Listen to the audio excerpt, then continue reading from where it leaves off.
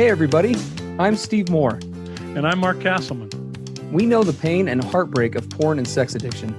And we know the triumph of breaking completely free. Every day, we help our clients find hope and healing. Join us in the fight to take back your life, your marriage, and be stronger than ever. This is the PBSE Squared podcast.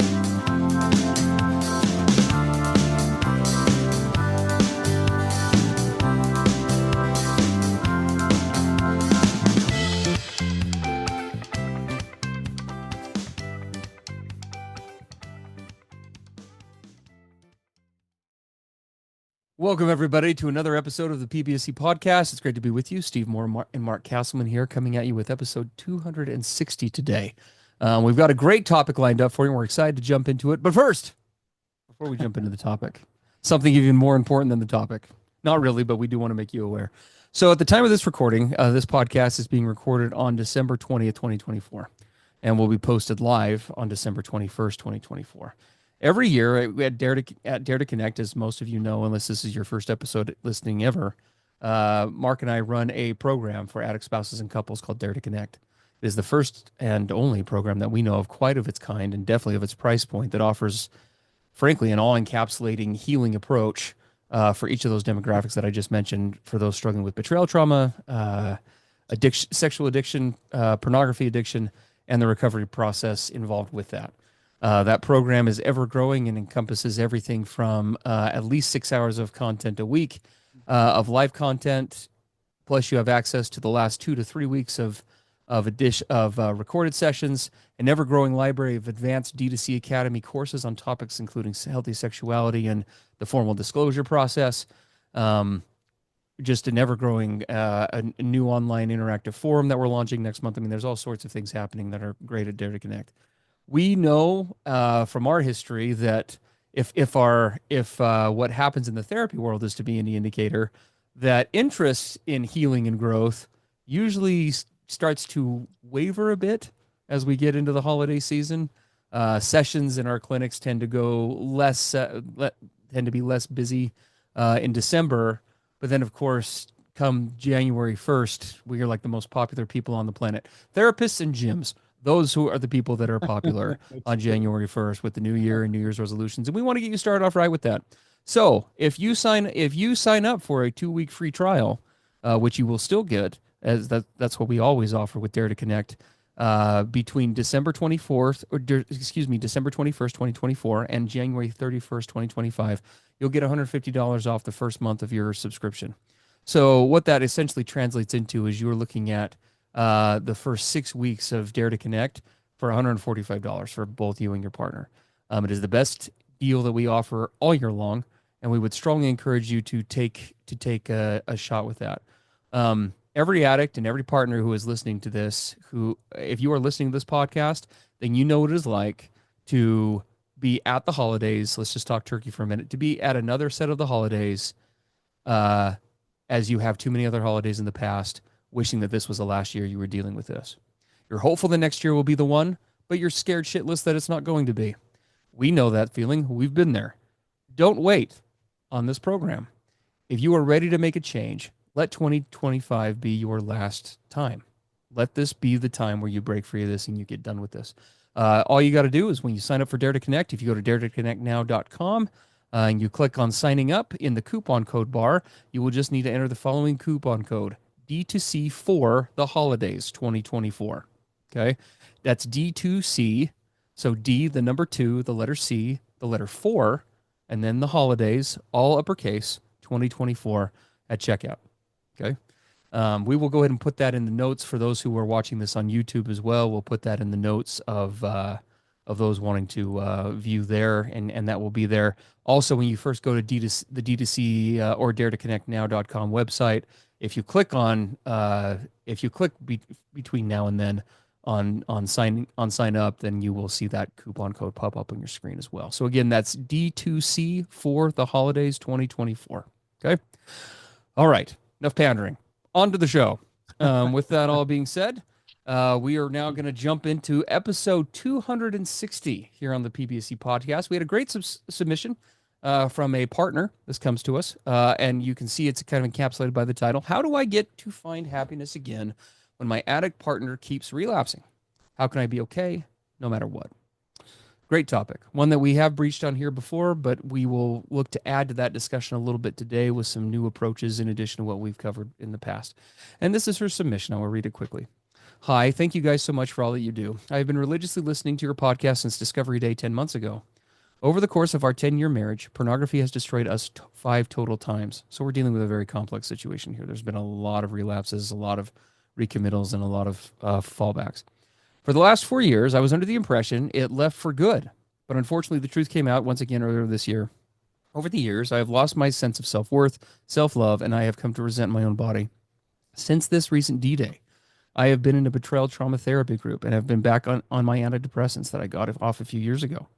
I'm not sure why my husband keeps relapsing and staying in his lying and hiding mindset that even when I beg him to please be transparent and vulnerable and that together we can overcome anything, it all really hurts me. We both listen to your podcast and try check-ins daily, but I feel like they don't go anywhere. He just says, quote unquote, I'm fine, work is fine, I'm happy, no urges, and so on. But then why does he have relapses? Ultimately, my question, I guess, is this. How do I get to find happiness again? I've been working my side of the street, quote unquote, and I'm regularly in therapy and a betrayal trauma group, but I just haven't found that turning point of, quote, I will be okay no matter what happens, unquote. It's the continuing relapses, the lies, and the whole endless cycle. I love my husband and don't want a divorce, but I am just really struggling to find that happiness again and love for myself. I take time for myself, reading, getting my nails done, spending time with friends, but I just feel empty and hollow. You have any insight or input, please let me know. I listen to your podcast every Tuesday and get so much out of it. But if you could break this down a bit from your perspective and experience, it would be amazing. Once again, thank you so much for all the work you do. Well, we owe you guys so much. Thank you so much for the submission to this partner. We really appreciate you, and our hearts go out to where you're at. And I've been talking a lot now and jabbing everyone's ear off. So it's time to tap into the ultimate fountain of wealth and knowledge. Mark Castleman here. We'll jump in with his thoughts as we tackle this today. Oh, scary big expectation. Well, as always, our hearts go out to this, to all of you betrayed partners. None of you have caused this. You don't deserve this. You can't magically fix this. Frankly, Steve and I, as we've said before, we consider all of you to be heroic. We get so many of these submissions. You could just hear this betrayed partner express a really deep, heartfelt, I would call it a yearning. There's a yearning in her words.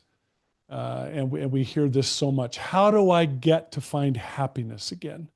How do I get to the turning point of I'll be okay no matter what he does or doesn't do? Mm-hmm. How do I regain my self-worth, my self-love, and stop resenting my own body? You just hear just the yearning in those statements. Yeah.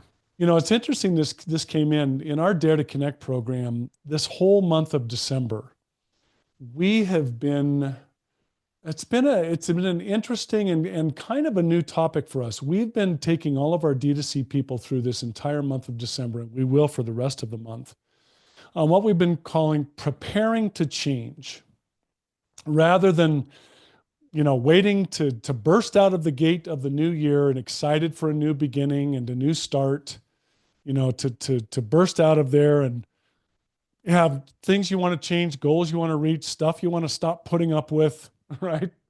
But then 2, 3, 4 weeks in, the newness is worn off. We're into the new year now, and we just kind of get back into the same old ruts. And no matter what time of the year you're listening to this particular episode, what gets in the way of you identifying and then proactively meeting your authentic wants and needs? What gets in the way of that happening? Not just all of you betrayed partners listening, all of you addicts who are in recovery or want to get into recovery, you have heartfelt wants and needs. You have things that you wish were true. You have things that you want to move forward to. What keeps getting in the way of those things becoming reality? And that's where we've been focusing this whole month with Dare to Connect, and where we wanted to focus with some of you today, right? This betrayed partner's heartfelt submission to us. Why does she find herself trapped in a relationship where, due to his continuing relapses, which we're going to call his ongoing betrayal, and his lack of transparency, his lack of proactively leaning in and leading out and consistently working his recovery, why, with all of that, does she find it impossible to be happy? Impossible to feel self-worth and self-love, impossible to not resent her body? Why has she turned all of that over to what he does or doesn't do? Well, there's some really good reasons for that. And Steve, you and I, this whole month with our D2C people, we've been talking about these old coping strategies that betrayed partners especially use to stay safe and to, as we've talked about, to kind of avoid facing harsh, hard realities. Right? I don't want to be where I am. I want things to be different. And yet I keep engaging in these old strategies as opposed to facing things as they are. Right? And we've talked about, what are these old coping strategies? Maybe we can talk about this for a minute. You know, the things we engage in to try to get things to change, but things don't. Yeah, I mean, honestly, the biggest challenge about today's podcast, aside from getting too passionate, which is always a risk, is keeping this as short as we need to, because Oh my gosh. this is a big topic. It's It's a big huge. topic, but it's a passionate one for Mark and I. It kind of sits at the heart of why we do what we do. It is. And why does it sit at the heart of why we do what we do? Because Mark and I have been the jackwagons that have not done them. What we're going to talk about here for a minute, okay? So we're just going to out ourselves right out the gate with that understanding. All right. Well, and I, we were the ones who kept engaging, as this betrayed partner wrote in. We kept engaging in our old bad behaviors and relapsing and not doing exactly. things that we should do, which caused our partners, created the environment where our partners, because they didn't have all the skills they needed, they kept relying on their old strategies to try to hold everything together. Well, and I agree, and there are a lot of cycles at play that need changing and shifting. I think we're definitely going to talk to this partner for sure. But I did notice that it was mentioned that he listens to this podcast as well. Yes. So I know this is off script from what we have ready here on the screen for production, but just wanted to kind of chat with this husband and any husband who finds himself in a similar spot. We had a similar discussion in D2C a couple of days back. Mm. Um, we we may not know you, sir, directly or sirs, but we very much get you. And your story sounds eerily similar to ours. In the submission, your wife is talking about, we're doing check-ins, but then she goes on and we appreciate the example of giving, here's what it looks like. And the answers are surface level. It sounds as though in many cases, maybe they're not even true. They're definitely not even describing relapses. She's finding out about things as opposed to you disclosing them. Um, I would just say to this couple, for starters, if check-ins are going to be that way, don't bother. It's a Yeah. waste of time. Yep. It's a waste of time, and honestly, I would say it's disrespectful to the relationship because check-ins are supposed to be a time where we come together and we show our best selves. And I work with many guys in my clinic, as does Mark, and you can spin it to me any way that you want. But if check-in answers are "I'm good," "I'm fine," "work is fine," two-word phrases like "no urges," call that whatever you want. That is not a mindful, nor is it an attentive or reparative check-in. Yeah, it's not Um, transparent, it's not authentic, and quite frankly, we engage in coupleship check-ins to do what? To begin to restore trust, to make deposits to the relationship trust account. If you engage in these kinds of check-ins, guys, not only are you not making deposits to the trust account, you're making massive withdrawals.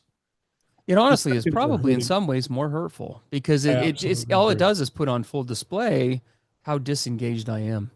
And Hmm. again, we are not coming down on anybody. No. I said, what did I call myself? I'm a recovering jackwagon. at the beginning of this. That's, we've been this guy. Mark used to be really quiet when he would be confronted in check-ins. Oh I yeah. used to just blow my stack when I would be confronted about something in check-ins, but the end result was the same. Disconnection, lack of sharing, lack of collaboration, and lack of safety building. Hmm. Check-ins are an accountability point, but they are so much more. There are so many things that can be pulled out just from that one skill set. And so if you're going to do them, it is important. I mean, a good check-in begins with a good individual journal entry or exploration. However much time I spend in check-ins, I should be spending, if I was just to pull a number out of my tailpipe, yeah, I should be spending twice as much time on a given day figuring out what I'm saying in a check-in as I do sharing it. And that would be kind of a minimum. Yeah, you should be well prepared before you ever come to your partner in a check-in. What Have am I you really done? feeling? Why am I really feeling it? Uh-huh. What is Yeah. really going on with I me? journal about that. Did I bounce it off my support system that's separate from her? Am I coming prepared? A guy really prepared to really share, be transparent, authentic, and intimate. Let her see into me. Let Yes. me see into her. So we Right? we very much honor you for watching for watching or listening to our podcast, and we are grateful that you're here. But and we would lovingly but firmly say what you're doing. Again, this is all through the narrative of your partner, and to any addict who finds themselves in the same place, guys. It's a step forward. It's not enough. Yeah. It's Yeah. not enough, and it is not sufficient to where we need to go. Um, and I think most of you who are listening to this podcast probably already know that deep down. And we have lots of other podcast episodes where we talk about how to go in depth on a check-in. We'd invite you to check those out and Go. and visit pbscpodcast.com. You can take a look at those. Yeah. Yeah. Yeah. But so kind of just shifting off of that, okay, shifting to what her question is, how do I become okay? How do I find happiness? Obviously, in a perfect world, what we just talked about would be occurring, right? And that would be a huge catalyst to some of this. Real happiness connection within the relationship happens when each partner is progressively leading out and we're building and we're building and we're building, right? And things are progressively moving forward till we start getting to a place where connection becomes organic, connection becomes pleasant, more consistently, or connection becomes holistic. And that's the general progression that we see if there is an adequate structure in place for both a healthy coupleship, but tragically for partners where half of the train is not engaging, or at least fully engaging to the level that it needs to be. There are a couple of things that I think need to happen for partners. The first is what we ironically talked about very first today in Dare to Connect. If you sign up for Dare to Connect right now, you'd be able to go back and watch today's episode. We talked all about the concept of radical acceptance and the necessity of fully and totally embracing not just the place, but the significance of where we really are, whether it comes to our recovery individually or the coupleship or the significance of the issues facing us or whatever it is. We fully embracing that for what it is, wholesale, is the absolute first step. And I'm not saying that this partner hasn't done that yet. I think that there's definitely work for sure to be done on the part of the addict with that. But part of that means asking oneself difficult questions. For example, a fresh revisit to what Mark kind of indicated this at the beginning. What are my needs and wants? When's the last time I really looked at that? When was the last time I really asked myself, okay, I want to be happy in this marriage? When was the last time I really drilled down and said, okay, what would happiness look like in this marriage? What would I need to be putting in and displaying? And what would he need to be putting in and displaying in order for that to happen? Yeah. And then we have to take that and we have to compare it to what? A cold hard look at what is really going on right now. Yes. What's the variance between that vision and where I am? And we need to look at that variance for what it is. Now that doesn't always, if there's a variance, that doesn't mean that we're screwed by any means, but it does mean that that is now the area of focus to work on. And it is also the area of focus when it comes to asking ourselves hard questions of, is this sustainable for me as it is, or does something need to change on my end in the absence of something changing on his? Well, and I love when you say getting in tune with your true wants and needs and identifying what those are. We also need to take a really close look at what kinds of old coping strategies have I used as a betrayed partner to hold this marriage together, to stay Yes, safe. to not face hard realities because they're really difficult to look at.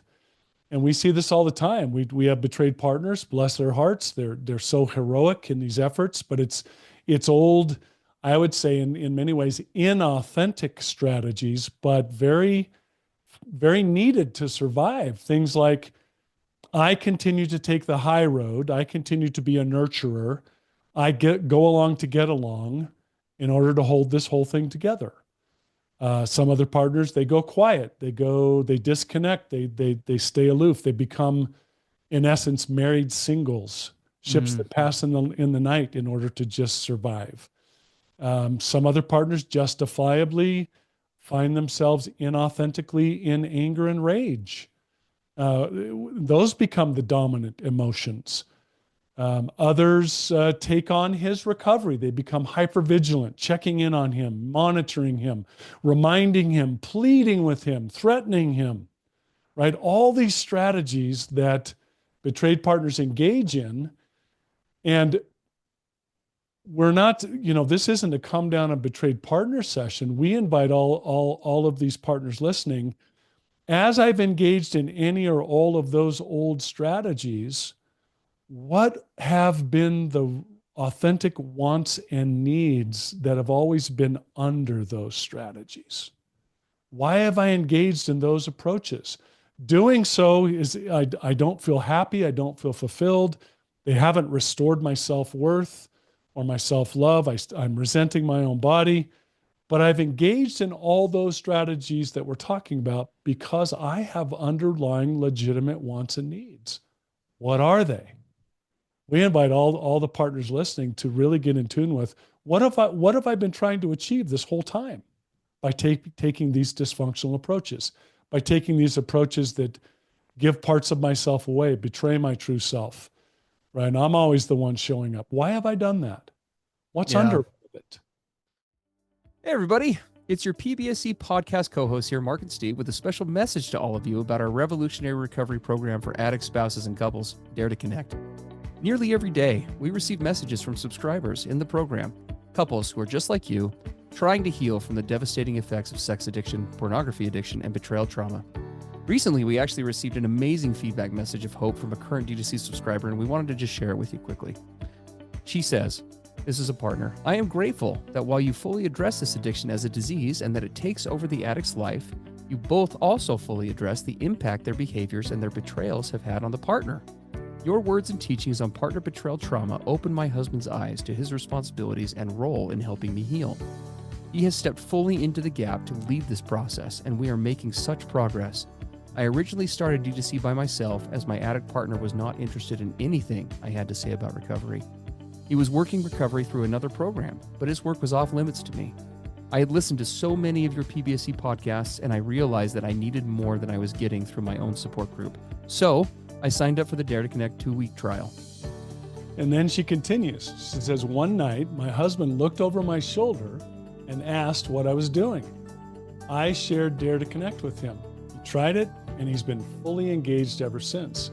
Steve and Mark's knowledge and experience speak to him, and he has implemented so many of the things that have been suggested. Thank you for your straight, hard-hitting approach. Keep it up. Our marriage has deepened tremendously, and we are stronger than we've ever been, even while working through the mess that this addiction has made. We're happy, loyal, and incredibly grateful D2Cers. We absolutely love these success stories. It's the reason why we do everything that we do in D2C, to help all of you find lasting recovery and healing. So come on over and join us in the D2C program. You can do it with a free 2-week trial, and you find that at daretoconnectnow.com. Well, and I think then you have to, next step would be to kind of take that and pair that with an examination through the lens of, am I truly placing my focus, my effort, and my energy on things that I can actually control or change? That's a great question. We have to mention that because this is, Yeah. many of you who've listened to Mark and I's stories know that this is one of the biggest mistakes and most common mistakes that partners, including both of ours, made. Where in some form or fashion, too many partners burn themselves out on trying to quote unquote love him into recovery in some way. And the reality is we can speak to experience on this. There is no such thing as a spouse loving one into recovery. That the reasons why addicts engage in our addiction and don't stop are myriad.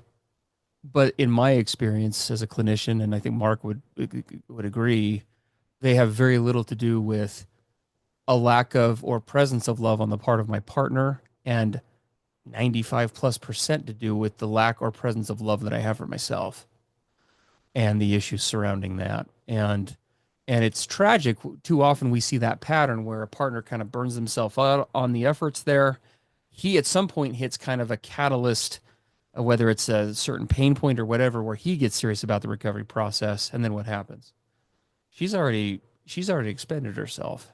Mhm. And he's like, "Hey, I'm ready to change."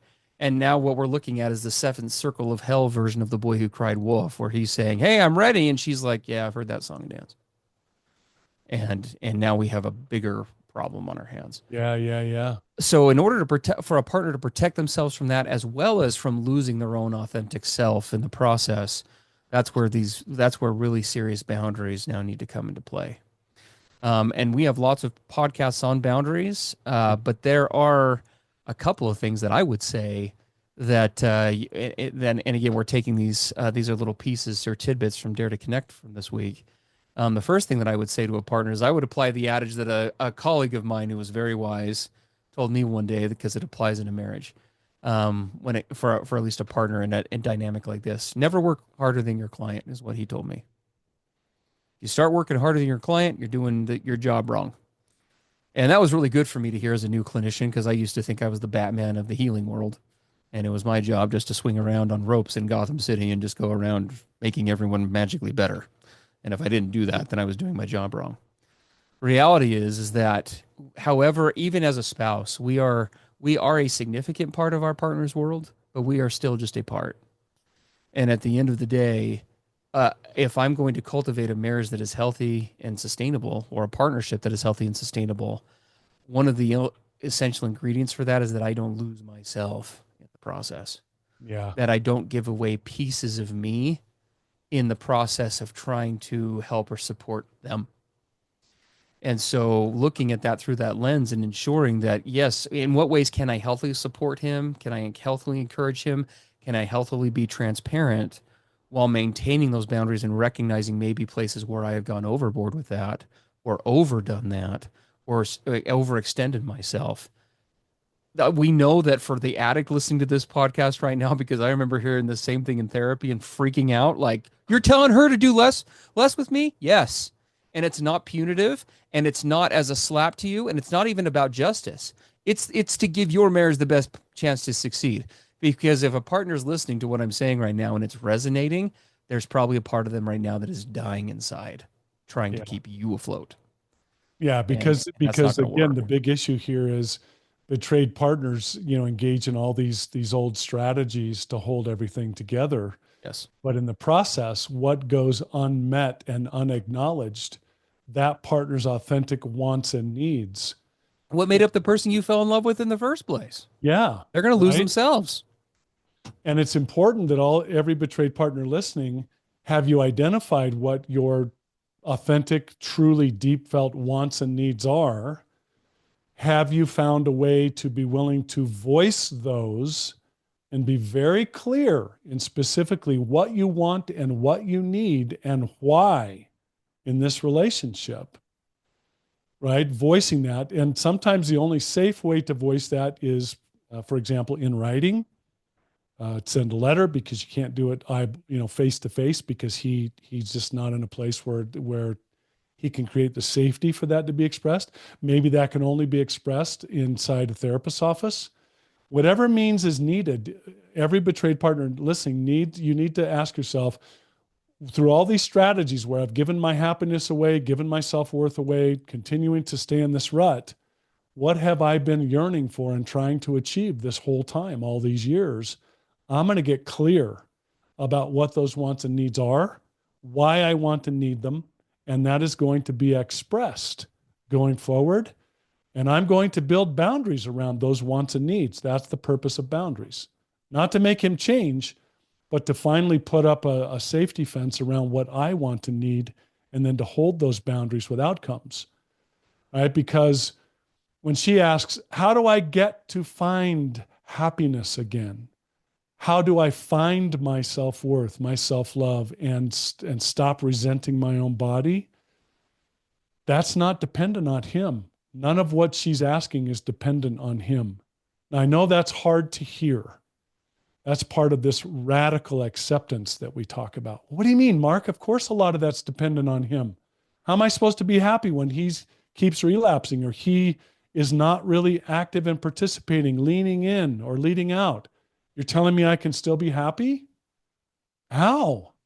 And this is where we start to get into partners, right? Grabbing hold of your own sovereignty, grabbing hold of your own position as a valuable individual person that has choices and that can take a certain path going forward. My wife started to say it this way, as painful as this was for me to hear back in the day. Sweetheart, I love you. I really want us to be together. I've always seen great potential in you ever since we met. I have to tell you that I'm no longer willing to carry the major part of this load. You now have your side of the street.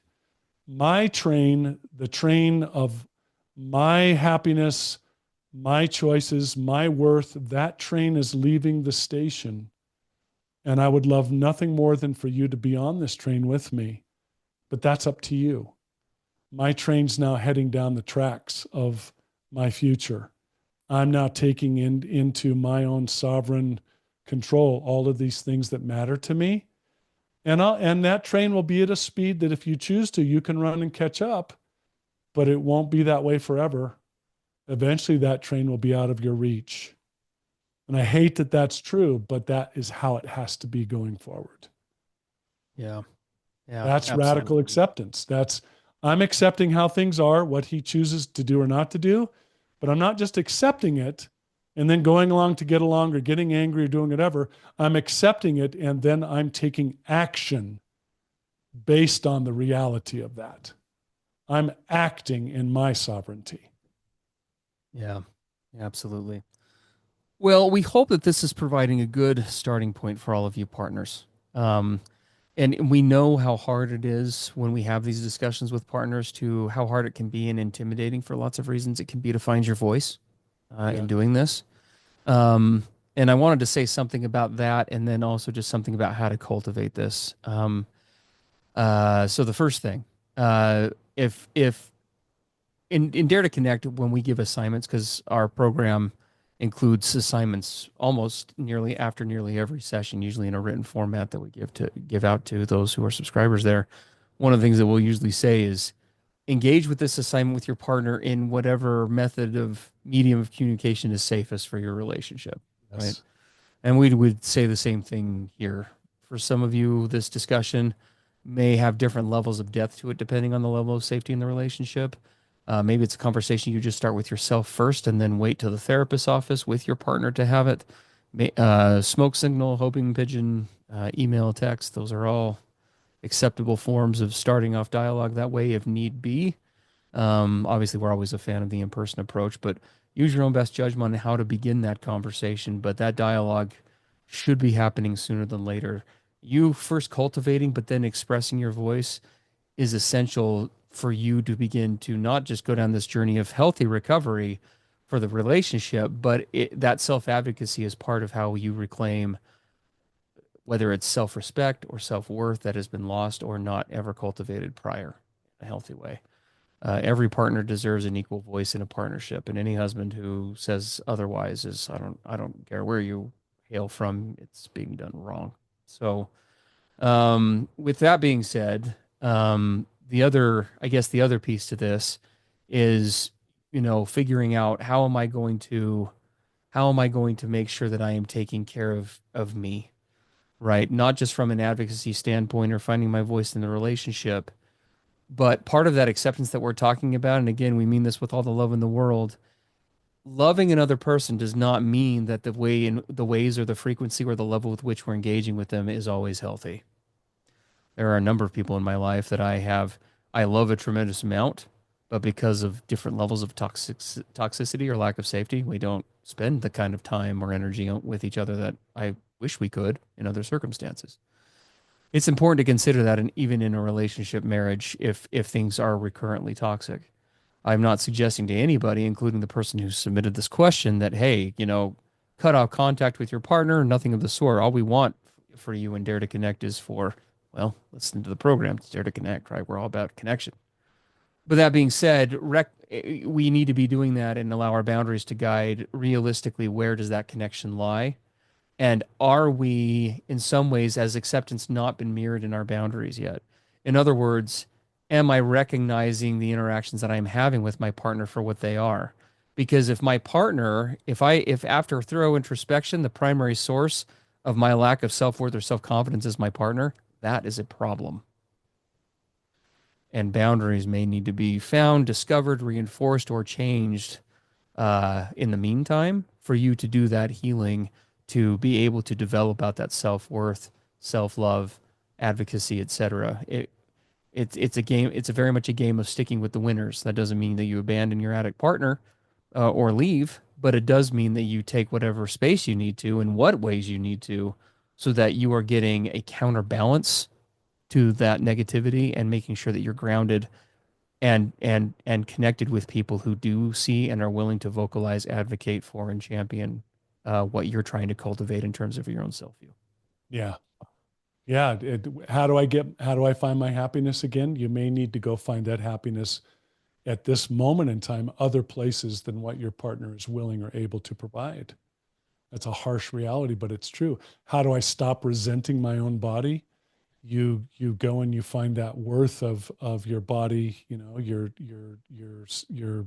body, spirit, and mind. You find it elsewhere. It's not dependent upon him.